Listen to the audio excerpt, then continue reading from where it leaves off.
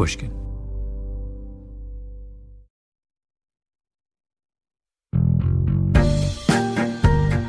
Welcome to episode 2 of Development Hell, our revisionist history series based on the radical notion that the best Hollywood stories are the ones that never got made into movies.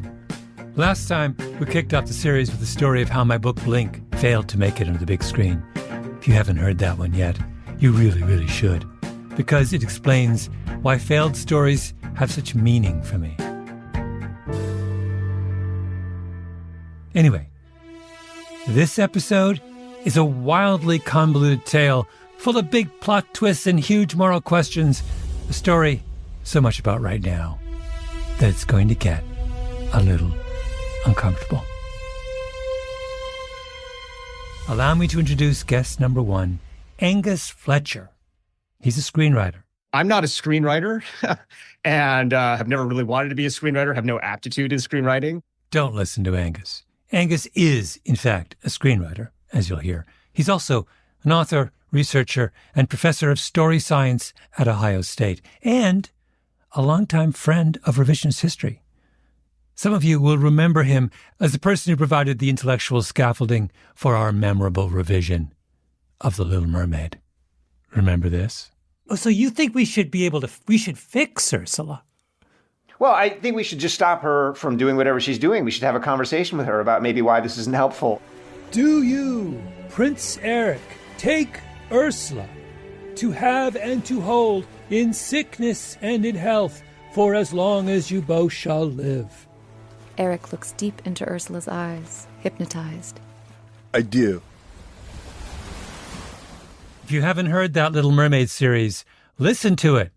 Anyway, back to today's story. I'm just fascinated by this problem that Hollywood has, that it keeps telling the same story over and over and over again. And so, back when I was actually a Shakespeare professor up at Stanford, I placed this phone call to Pixar, and I was basically like, how is it you guys are able to make stuff that's like better? This is when they're making movies like Up, which had just these totally berserk narrative structures. And so anyway, they let me inside. I learned all this stuff. I thought it was totally fascinating. I realized that they were making stories in a totally different way than Hollywood was. So I went down to Hollywood to advise Hollywood. And that led to me basically trying to convince Hollywood by writing a series of screenplays the Pixar way, because I thought that they would then allow me to consult on movies. Instead, no, they just hired me to write screenplays. And that's how I got an agent. And then one day my agent called me up, and because he knew I'm just obsessed with the original Total Recall, which had destroyed my mind when I was young. And he was like, how would you like to work with the writer of Total Recall, Gary Goldman? And so that's how we got together. Wait, Gary, you wrote Total Recall? Meet guest number 2, Gary Goldman. He's also a screenwriter, but unlike Angus, has no trouble admitting it. Yes, I was the last writer on Total Recall, on the first Total Recall. Total Recall, amazing movie. Arnold Schwarzenegger, Sharon Stone.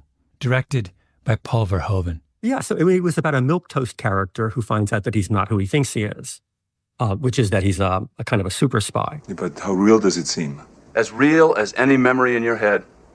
Come on, don't bullshit me. No, I'm telling you, Doug, your brain will not know the difference. And that's guaranteed, or your money back. What about the guy you lobotomized? Did he get a refund? Came out in 1990. Blockbuster. Tons of awards. Total Recall has it has a genealogy. It's not just me. It has a short story. The source material is from Philip K. Dick. Mm-hmm. And then there was a fantastic original screenplay by Dan O'Bannon and Ron Shusett that everybody loved from the beginning. And this launched the project. In fact, this is sort of the prime example of this idea of development hell, which is that you sell something for a lot of money and everybody's very excited about it. And they tell you it's going to be a movie right away. And then it goes into a process of development where everybody has a hand in revising it and reconceptualizing it and making it in their image. And in the middle, depending on your involvement, you can be in development hell along with the project, or you can be a bystander pushed to the outside watching it go through the process of development hell with lots of other people, not including yourself. If you're lucky, it gets made at all. The project had been in development for almost 8 or 9 years when I got involved. Yeah. 8 or 9 years. Yes. So if you go back to the original screenplay, do you think that's a better movie than the final screenplay? No, not in my case. So you're saying development hell is a bad thing, except in the case where I'm involved and can fix things, which, by the way, a legitimate position that I would. Right. I'm totally open to agreeing with that. I mean, when I was starting out, I read the original Total Recall screenplay as a junior executive for a producer who was considering making it and acquiring it. And basically the problem that most people felt was that it fell apart in the third act. So, and this, apparently it fell apart so disastrously that even though it had many different stars and directors attached and people always wanted to make it, it didn't cross the finish line. And by the time it got to me, it was 8 or 9 years later. It had been in pre-production with Bruce Beresford and Patrick Swayze and the producer Dino De Laurentiis in Australia. And in fact, Bruce Beresford asked me to come over and do a rewrite on it. And I said I couldn't because I was working with Paul Verhoeven on another project. But Dino went bankrupt. Arnold Schwarzenegger had always loved the project and had been watching it. He went to the owners of the Coralco studio that had done the Rambo movies. And he said, I want to do this. And they bought it from Dino De Laurentiis out of bankruptcy for a humongous amount of money. And with the idea that Arnold was attached, Arnold wanted to work with Paul Verhoeven because Paul had just done RoboCop. I was working with Paul Verhoeven on a movie called about out-of-body travel. And Paul said he didn't think it was ready to shoot and that he was going to leave our project and go do another project. And he was apologizing to me for that. I said, what's the other project? And he said, Total Recall. I said, well, that's really funny, Paul, because I turned down the chance to rewrite Total Recall because I was working with you. And he said, well, what did you think about it? And I told him my take. And he said, well, that's pretty much how I see it too. Let me see if I can get you the job to rewrite it. Gary, I'm worried. We want to talk about this other project, but now I'm thinking we can come back to Total Recall, or is this all leading up to the other project? Well, they're connected. Yeah. So what's the connection? The connection is, I would say, Philip K. Dick. Philip K. Dick, sci-fi master. To name just a few other Philip K. Dick film adaptations, Blade Runner, Minority Report, A Scanner Darkly. Philip K. Dick is probably the most important sci-fi writer ever, or at least of the last 100 years. After working on Minority Report, Gary was becoming a bit of a Philip K. Dick specialist, which is not a bad thing to be in a town that loves sci-fi adaptations. When we get back, Gary and Angus go to work on adapting another of his stories.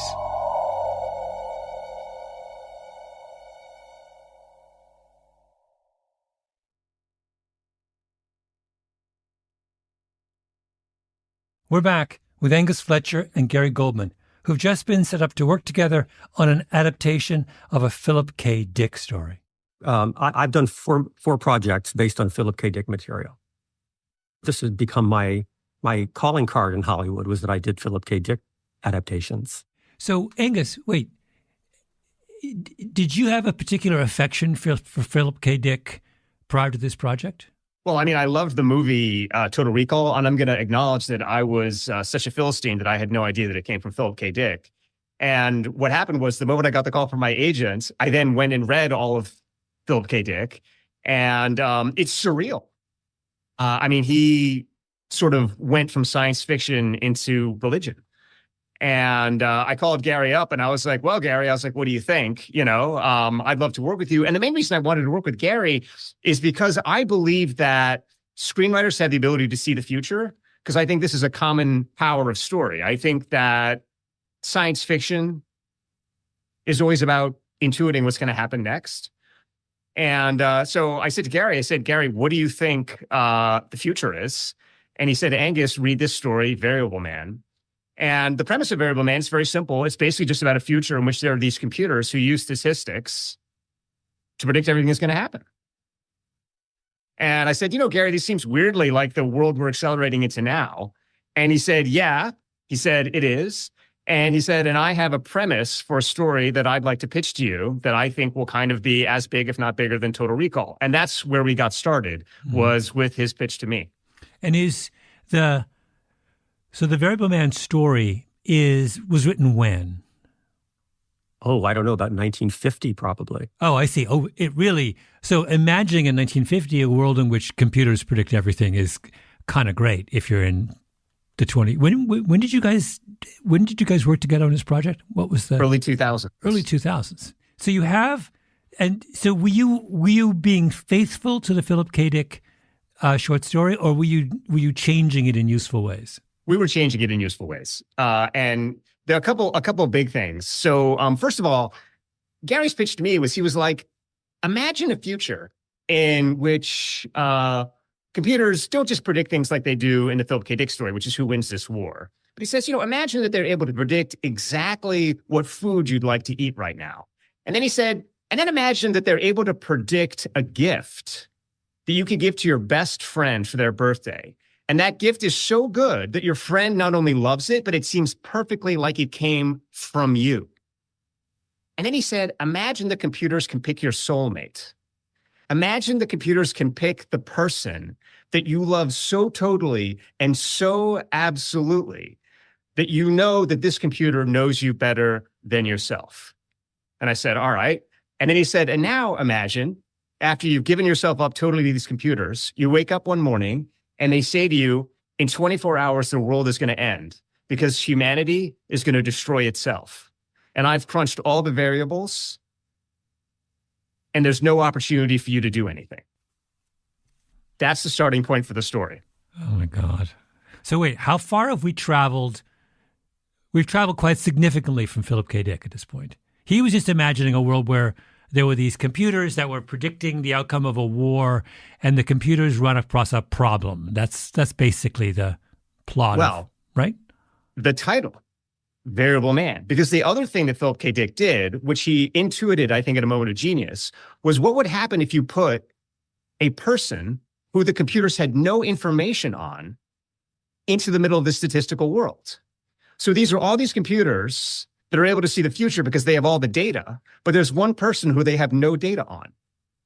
Yeah. And so the starting point for the screenplay that Gary and I did was humanity goes, oh my goodness, we're going to die tomorrow. Our only option is to bring in someone who the computer has no data on, the variable man, the person who is unpredictable, unknown. And so just like in the original Philip K. Dick story, we reach back into time, back into history before the computers and pluck this person into the present. And that's basically the beginning of the screenplay, is when the variable man arrives in this world where everything has been planned, everything has been predetermined, the computers know everything, we're all going to die.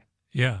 Now, the, wait, there's so many wonderful, Gary, tell me a little bit about your thought process in moving from the original Philip K. Dick notion to the one that Angus just described. Tell me about the leaps that you made there and why you made them. All right. So I suppose I was very interested in AI.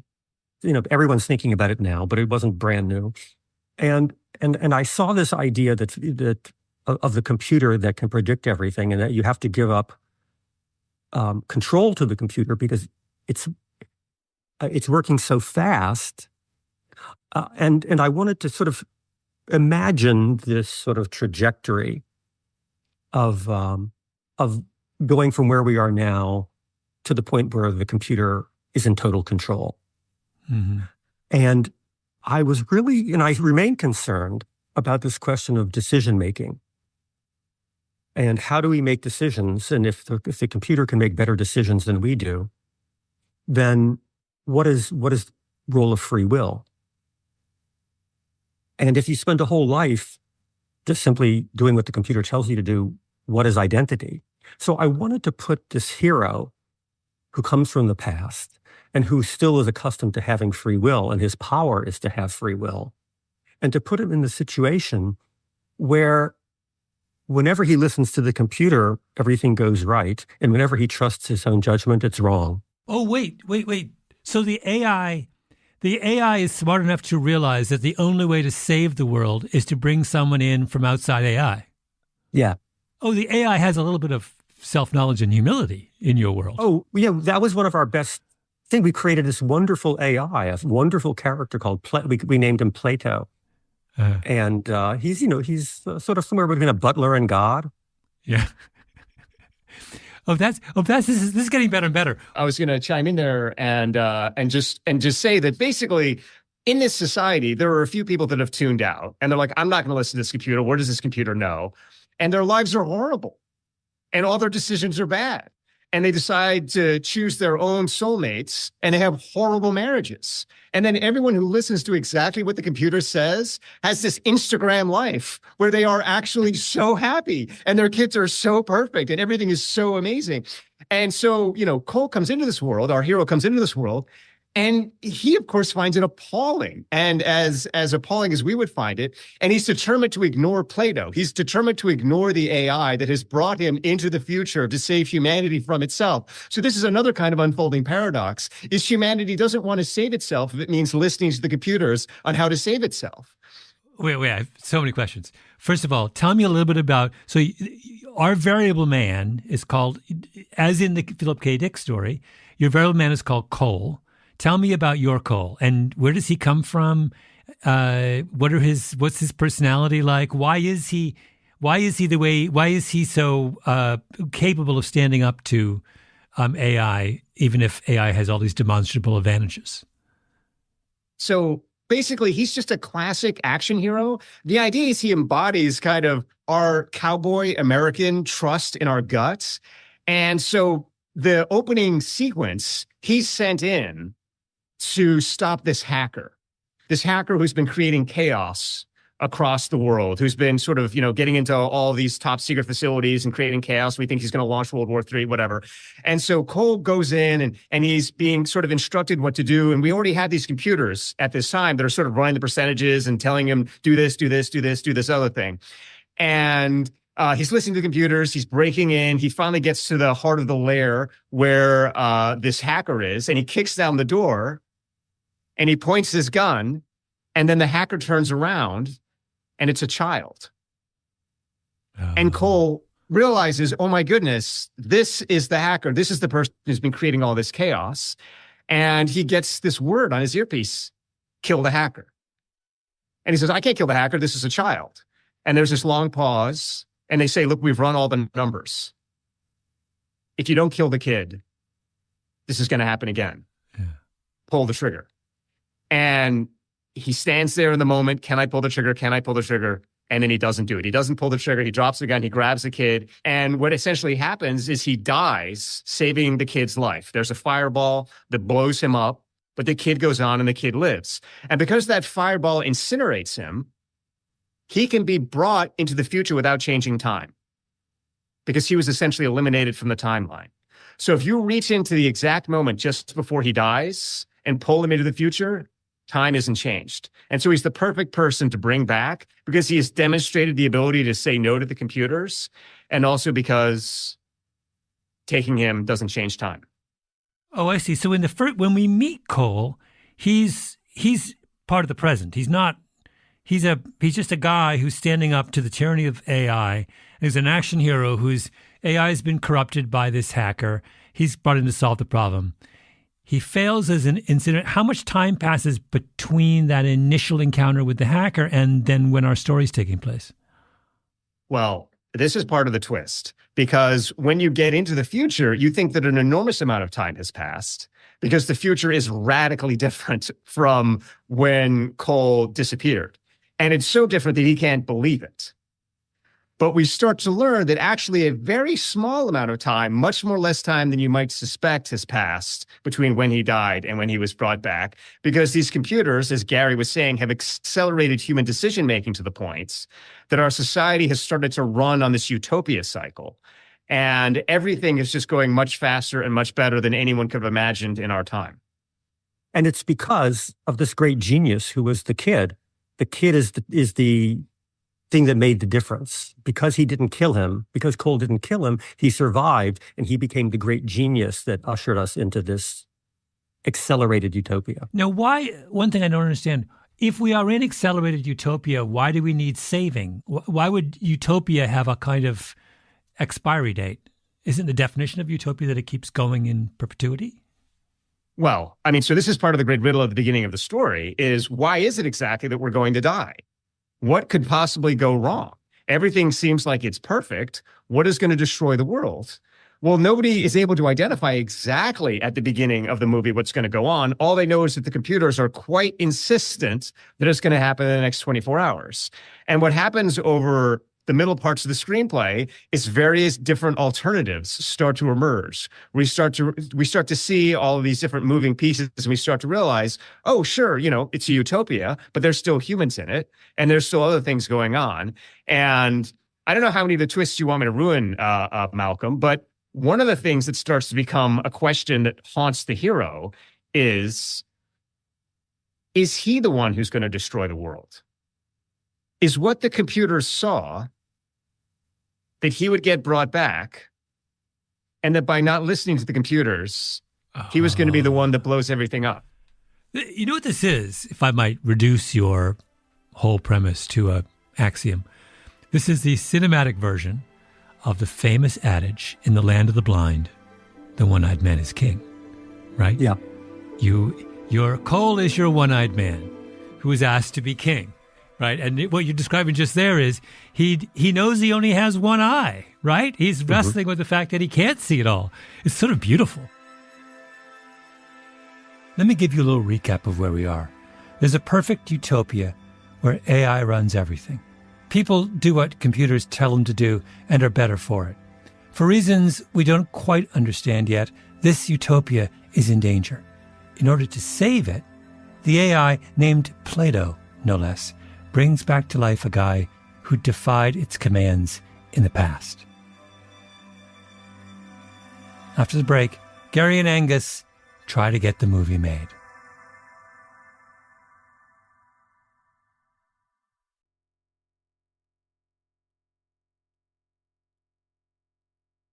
Wait, so tell me more about your Cole. So who would you imagine playing your Cole? So we had quite a lot of interest. We had interest from Bradley Cooper's people. We had interest from Mark Wahlberg's people.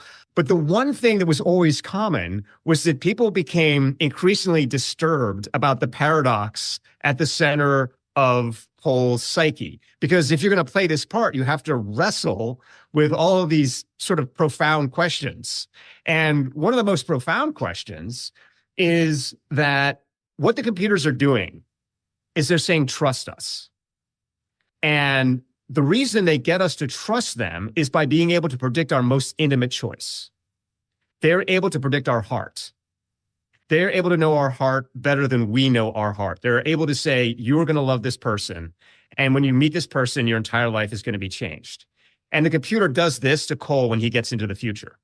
He picks the perfect person for Cole, and they fall in love immediately. In fact, they fall in love so fast, they don't even know that they were set up by the computer. They only figure it out after the fact. So now Cole knows that the computer has told him, this is who you're going to love. This is your soulmate. And the computer has also told him the world is going to end. And so essentially the existential choice facing Cole is my heart wrong?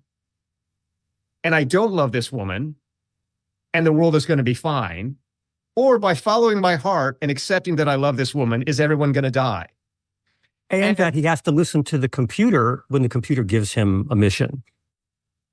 And the computer's mission for him is to kill someone, is to kill the person who's going to trigger the singularity. Same mission as was given him before he was incinerated. That's right, but on a much bigger and more advanced scale. Yeah. And the twist is that the person who he has to kill is, of course, the person that he saved when he was a child. And the further twist is that that person is the father of the girl he's been matched with, who he's fallen in love with. And that he's been set up to be with this girl because she's going to bring him home to daddy. And that's the only way to get through daddy's security. Oh, my God. So good. It's so good. Why? Let's go back. So you had interest from these actors in playing Cole, but why did they have, when you say they had trouble with that twist, it sounds to me like this is an extraordinary opportunity for a skilled actor. What do you mean they had trouble with it? Well, so I think that when you think about why Total Recall got made, Arnold Schwarzenegger has the capacity to be himself and also be meta Arnold at the same time. So he has the capacity to kind of laugh at himself at the same time he's being himself. This part requires that ability to be yourself and be outside yourself at the same time. And it forces you also to go against the kind of core fantasy of Hollywood, which is that love saves the world. If you listen to yourself, that saves the world. And so this caused a lot of cognitive dissonance in actors, and the same reason that Gary was talking about, that the sort of AI billionaire's daughter was caused cognitive dissonance. And so that was a real emotional sticking point for a lot of actors. And I think they were concerned about this story. Yeah, I think you're right, Angus. Ultimately, we didn't want to say, oh, yeah, trust your heart and it's all going to work out. That's a lot of Hollywood endings manufacture that ending. And the Hollywood answer is trust your heart. And society is producing a new answer, which is trust the AI. Can you think of a Hollywood movie previous to this where not the narrow question of don't trust your heart, but the kind of broader question of that love and the fulfillment of a real emotional need would have catastrophic consequences outside of it? Is this virgin territory is what I'm asking for a Hollywood film? One example springs to mind, Casablanca. For Humphrey Bogart and Ingrid Bergman to get together would harm the world. And so Rick makes the decision not to follow his heart. I think you're right, but you will, there's a crucial difference though, and that is, do we ever really believe that Rick is madly in love with Ingrid Bergman? Not in the sense, what you've described as a situation where the two parties are genuinely and have powerful reason to believe that they are genuinely in love. They are soulmates. Was Ingrid Bergman Humphrey Bogart's soulmate in Casablanca? Or was like his heart is so kind of hardened and covered in scar tissue, we kind of accept him walking away because that's what he does. He walks away, right? But you're describing something, a very different dynamic. You're talking about two people who are soulmates having to walk away. Yeah, and I will say, Malcolm, by the way, that's a very iconoclastic reading that you've just delivered of Casablanca. But also, wait, what? but they do. You don't think Humphrey Bogart's heart is covered in scar tissue? I think the point is that even though it is, he realizes that the romantic thing to do is to leave. And so that's the ultimate tragedy of that movie, Malcolm, which you've just desecrated, is that he's a man who is reconnected with his heart and in doing so walked away from it, Anyway, I think that's the Hollywood schlock reading of it. But the point is, in that movie, he walks away. He does the heroic thing. And you're asking, is there a movie where someone has basically willingly destroyed the world for their own love? Has someone willingly made that choice, that one did happen in The English Patient. Oh, tell me. My memory of that film is not strong enough. Tell me how that happens in The English Patient. Well, in the end, the hero basically is a traitor to the Allies out of love for a woman. Okay. And usually Hollywood doesn't put the hero in that position. That's, in other words, they don't decide to, what they will either do is say, there's a greater good here. In a lot of English movies, even Brief Encounter, people say, I'm in love, but I'm going to do this. I'm going to stay with my wife and kids. Yeah. So there is this English, duty. Annoying kind of aristocratic English notion of, remember in Tale of Two Cities, at the end, it's a far, far better thing than I've ever done, blah, blah, blah, blah. They love playing that role. They never play it in real life, but they love playing it in literature. Yeah. They're like, are you kidding me? In real life? He's not doing that. But wait, I'm not satisfied. So it doesn't, am I wrong? Why does it seem to me like you have described in this movie a much more complicated and interesting and sort of problematic narrative scenario that exists in, say, Casablanca. Bradley Cooper's not having a problem doing a remake of Casablanca. He's fine with that. But he clearly had a problem with this. So you describe to me in your words, I can see how they're analogous, but they're not. It's not perfect. Why is it not perfect? I don't think it's perfect at all. By the way, I do want to get on record as saying that you've also desecrated Charles Dickens, who's another totemic figure of English literature. No, I mean it's the reason that it's different is I mean, imagine if the character chose his heart and the Nazis won. Yeah, you choose. I mean, imagine the Sound of Music. Right, in which he marries Julie Andrews, and the result of that is the Second World War is lost. Yeah. I mean, that's the kind of crisis you're setting up. And so, in order to establish free will, he has to reject Julie Andrews. He has to reject, his heart to save to save the world. Except, we haven't even told you the ending of the movie, so you don't even know what's going to happen, right? And when actors got to the end of the movie, the dissonance became so intense for them that, I think that they started to say, how can I in good conscience play this part? Because I myself don't even understand exactly the part that I'm playing. So you're in telling the story of why this movie doesn't get made. We're going to go through the list of culprits, but is culprit number one that the actors themselves couldn't handle it? I think that's part of it. But I mean, I think the core of it is do we trust ourselves? Yeah. And that's a hard place to go in the movies, because at the end of the day, the movies basically know comedy and they know tragedy. And in a comedy, you give yourself over to a fantasy. And in tragedy, you're like, it's all over from the beginning. And it's a chance for you to kind of wallow. So another way to say this is, when we're born in our brain, there's a kind of primordial story. And that story is that I am good and that life is good. And that primordial story is so powerful that it allows us to be open to the world and to explore the world. And then what happens over time is that story runs up against our experiences of life, many of which are negative. And this other story starts to occur in our brain, which is actually life is not so good. And I'm also not so good. And we start to believe that story more. And that story starts to become more primordial for us. And the good story starts to become more superficial and fantasy for us. And we get into a kind of a dissociated place. And in that dissociated place, which I think most humans exist most of the time, they really believe that life is pretty bad and that they're pretty terrible. But they're always trying to actively convince themselves that life is good and that they're a nice person. And this is a product of, mindfulness, positive thinking, all of these things which kind of infest our society now. Mm-hmm. And when people go to the movies, they want to indulge either the fantasy life of, no, I'm a good person and everything works out, or they want to wallow in this negative space of, no, you know what? This is a safe space for me to admit that everything's terrible and I'm a horrible human being. And that's why we have like the Dark Knights and, Christopher Nolan and all this kind of stuff, kind of like the dark, sludgy stuff. And this movie is constantly forcing you back and forth across the threshold. Mm-hmm. This movie is not allowing you to say, you know what? Yes, everything is bad. Life is awful. Nor is it saying there's a kind of simple, easy answer here. It's pushing you back and forth to kind of reconfront.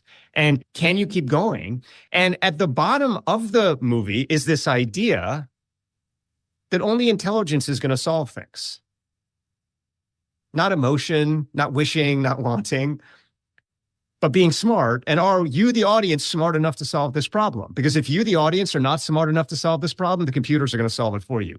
And so the existential challenge for the movie essentially is, are you smart enough to keep ahead of the movie? In which case, you know what? You're smart enough to live into the future. Or are you going to submit and become passive and be drawn into the engine of the story?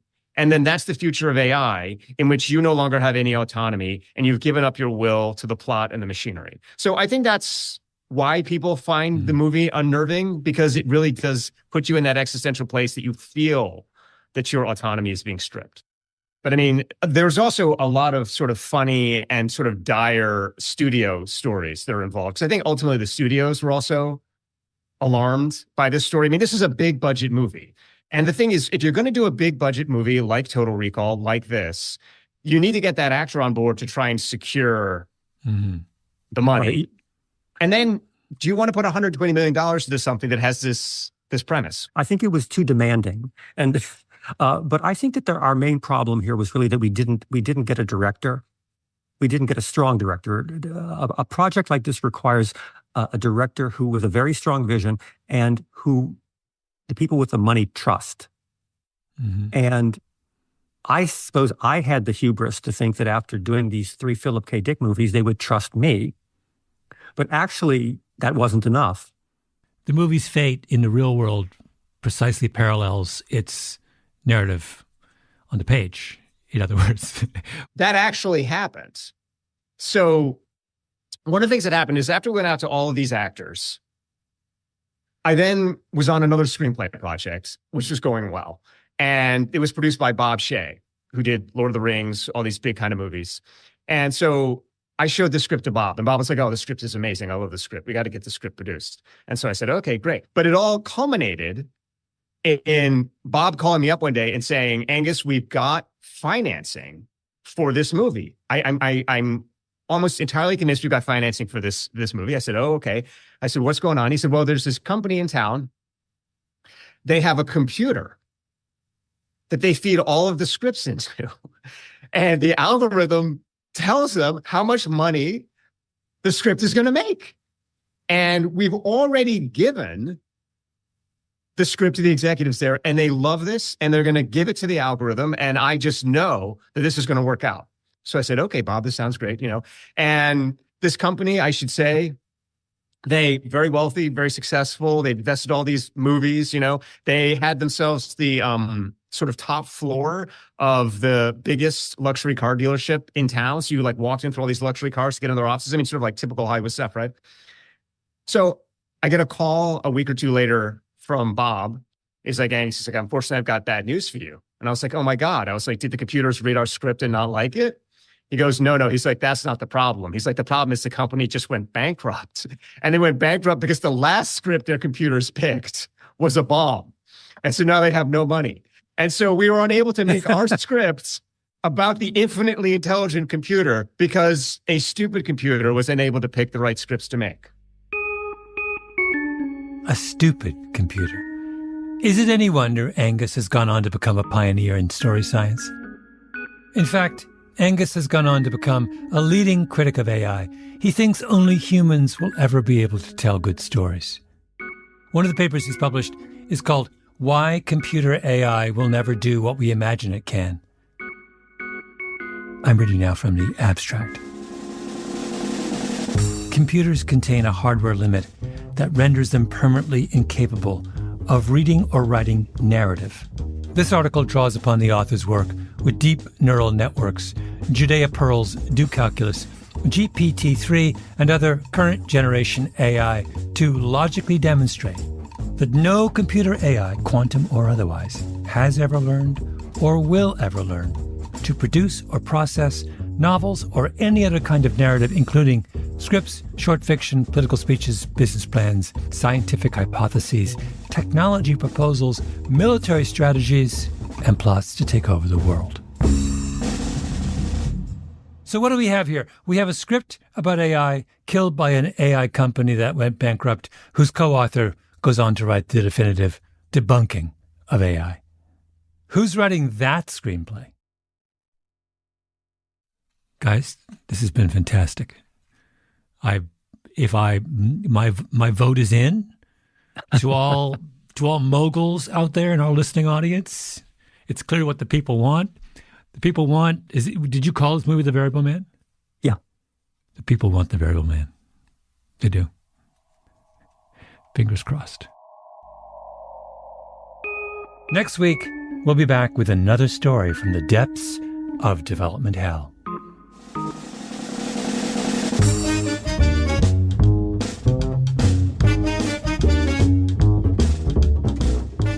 This episode was produced by Nina Bird Lawrence with Tali Emlins and Ben Nadav Haffrey.